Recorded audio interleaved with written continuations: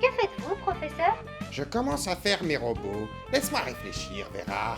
Si je peux me permettre, vous ne pouvez pas commencer votre projet de cette façon. Ah bon? Et pourquoi ça? Si vous ne vous préparez pas assez, vous risquez d'avoir des soucis pendant la réalisation du projet. Et si vous commenciez par chercher des personnes qui peuvent vous apporter de l'aide ou collaborer avec vous? Collaborer avec des gens? Mais Vera, je déteste les gens! D'après mes recherches et en me basant sur votre personnalité, les gens vous détestent aussi. Seul un être vivant sur Terre peut accepter de rester environ une journée dans la même pièce que vous. Ah oui? Qui ça? Votre chat. Sachez que si vous cherchez des personnes avec qui collaborer, vous pouvez utiliser les réseaux sociaux. Y partager vos idées et trouver des personnes avec les mêmes intérêts que vous. Mais attention, ce n'est pas la seule solution. N'oubliez pas de faire appel à votre propre réseau. Votre famille, vos amis, vos collègues de travail. Si eux ne peuvent pas vous aider, peut-être connaissent-ils des personnes qui peuvent le faire. Très bien. Et si on connaît personne? Eh bien, il existe des associations et des structures d'accompagnement dont la mission est de soutenir la réalisation de projets. Ces structures peuvent vous aider à vous organiser tout au long de la mise en place de votre projet. Elles peuvent aussi vous aider à trouver le matériel dont vous avez besoin, ou vous guider pour trouver des lieux, comme par exemple une salle de concert.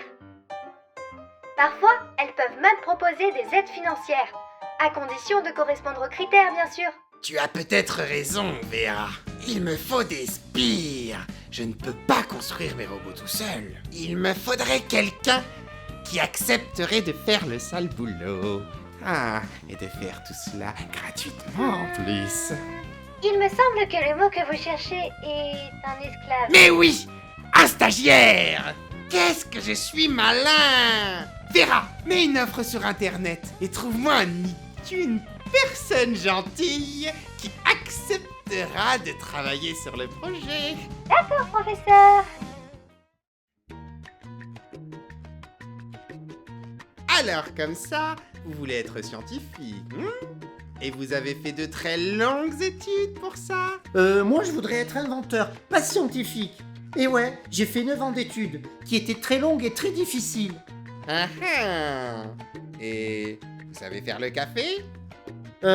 Oui, pourquoi? Alors félicitations, vous êtes engagé. Waouh! C'est la première fois qu'on me dit ça.